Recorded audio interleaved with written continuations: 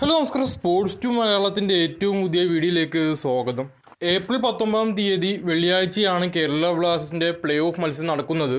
അപ്പോൾ ആ ഒരു മത്സരത്തെക്കുറിച്ചും ആ ഒരു മത്സരത്തിൽ കേരള ബ്ലാസ്റ്റേഴ്സ് ഇറങ്ങാൻ സാധ്യതയുള്ള ലൈനപ്പിനെ കുറിച്ചുമാണ് ഈ ഒരു വീഡിയോയിൽ സംസാരിക്കുന്നത്. ഇഷ്ടമായി ലൈക്ക് ചെയ്യുക. നിങ്ങൾ ഈ ചാനൽ ഇതുവരെ സബ്സ്ക്രൈബ് ചെയ്തില്ല എങ്കിൽ ചാനൽ സബ്സ്ക്രൈബ് ചെയ്ത് നോട്ടിഫിക്കേഷൻ ചെയ്ത് വെക്കുക.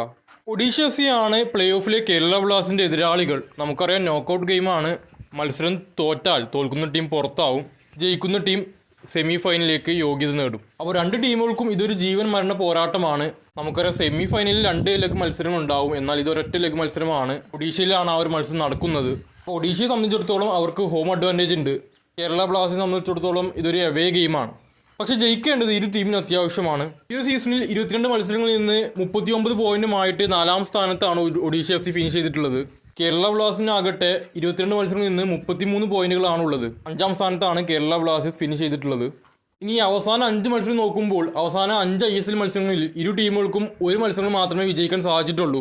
ഇരു ടീമുകൾക്കും അവസാന 5 മത്സരങ്ങളിൽ 3 തോൽവിയും ഒരു സമനിലയും ഒരു ജയവുമാണുള്ളത്. ഇതിൽ കേരള ബ്ലാസ്റ്റേഴ്സിന്റെ അവസാന മത്സരം വിജയത്തിലാണ് അവസാനിച്ചത്. ഹൈദരാബാദിനെതിരെ 1-നെതിരെ 3 ഗോളുകൾക്കാണ് അന്ന് കേരള ബ്ലാസ്റ്റേഴ്സ് വിജയിച്ചത്. എന്നാൽ ഒഡീഷ FCയുടെ അവസാന മത്സരം പരാജയമായിരുന്നു ഫലം. ഇനി ഒഡീഷ FCയും കേരള ബ്ലാസ്റ്റേഴ്സും ഏറ്റുമുട്ടിയപ്പോൾ അവസാന 5 മത്സരങ്ങളിൽ ഏറ്റുമുട്ടിയപ്പോൾ 3 മത്സരങ്ങളിൽ കേരള ബ്ലാസ്റ്റേഴ്സിനും 2 മത്സരങ്ങളിൽ ഒഡീഷ FCയുമാണ് വിജയിച്ചത്. ഇത് ഇരു ടീമുകളും ഏറ്റുമുട്ടിയപ്പോൾ അവസാനമായി കളിച്ച 5 മത്സരങ്ങളുടെ കണക്കുകൾ മാത്രമാണ് പറഞ്ഞിട്ടുള്ളത്. ഓവറോൾ ആയിട്ടുള്ളൊരു കണക്കല്ല. ഇനി ഓവറോൾ നോക്കുകയാണെങ്കിലും കേരള ബ്ലാസ്റ്റേഴ്സ് തന്നെയാണ് ഏറ്റവും കൂടുതൽ മത്സരങ്ങൾ വിജയിച്ചിട്ടുള്ളതും. പക്ഷേ ആ കണക്കുകൾക്കൊന്നും ഇനി സ്ഥാനമില്ല.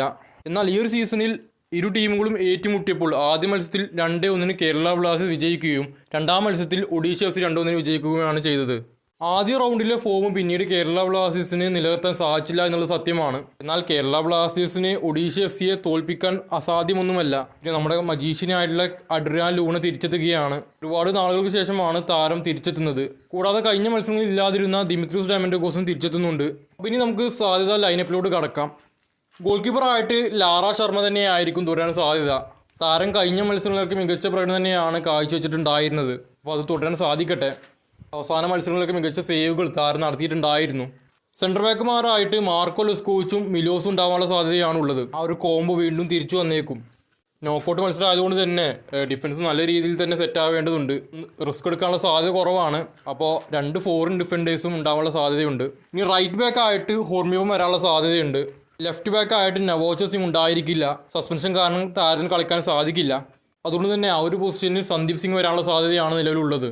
അപ്പോൾ ഇതാവും കേരള ബ്ലാസ്റ്റേഴ്സിന് ഏറ്റവും സാധ്യതയുള്ളൊരു ഡിഫൻസിലെ ലൈനപ്പ് എന്ന് പറയുന്നത്. ഈ ഡിഫൻസീവ് മിഡ്ഫീൽഡർമാരായിട്ട് ജീക്സും സിംഗും വിപിനും വരാനുള്ള സാധ്യതയാണ് ഉള്ളത്. ഇവരിൽ ഒരാൾക്ക് പകരം ഡാൻഷ് വരാനുള്ള സാധ്യതയും ഉണ്ട്.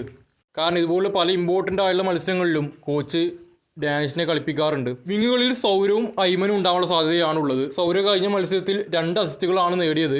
മികച്ച പ്രകടനം തന്നെയാണ് താരത്തിൻ്റെ ഭാഗത്തുണ്ടായിരുന്നത്. അപ്പോൾ മിഡ്ഫീൽഡിൽ ഇവർക്കാണ് ഏറ്റവും കൂടുതൽ സാധ്യതയുള്ളത്. ഇനി സ്ട്രൈക്കർമാരായിട്ട് വരാൻ പോകുന്ന 2 പേരും പരിക്കിൽ നിന്ന് തിരിച്ചു വരുന്നവരാണ്. ഒന്നാമത്തെ താരം ദിമിത്രിയോസ് ഡയമൻഡോഗോസ് ആണ്. താരം ഒരു ചെറിയ പരിക്കിൽ നിന്നാണ് ഇപ്പോൾ തിരിച്ചു വരുന്നത്. കഴിഞ്ഞ മത്സരങ്ങളിൽ താരം ഉണ്ടായിരുന്നില്ല, എന്നാൽ പ്ലേ ഓഫ് മത്സരത്തിൽ കളിച്ചേക്കും. പിന്നീട് നമ്മുടെ അഡ്രിയാൻ ലൂണയാണ്. ലൂണ അടുത്ത മത്സരത്തിൽ ഉണ്ടാവും എന്നുള്ളത് തന്നെയാണ് അറിയാൻ സാധിക്കുന്നത്. ഇതാണ് ഒരു പോസിബിൾ ലൈനപ്പ് എന്ന് പറയുന്നത്. പോസിബിൾ ലൈനപ്പ് മാത്രമാണ്. ഇതിനെക്കുറിച്ച് നിങ്ങളുടെ അഭിപ്രായം കൂടി താഴെ കമൻറ്റ് ചെയ്യുക. കൂടാതെ നിങ്ങളുടെ ലൈനപ്പും താഴെ കമൻറ്റ് ചെയ്യുക. വീഡിയോ അവസാനിപ്പിക്കും. ലൈക്ക് ചെയ്യുക, ഷെയർ ചെയ്യുക, സബ്സ്ക്രൈബ് ചെയ്യുക.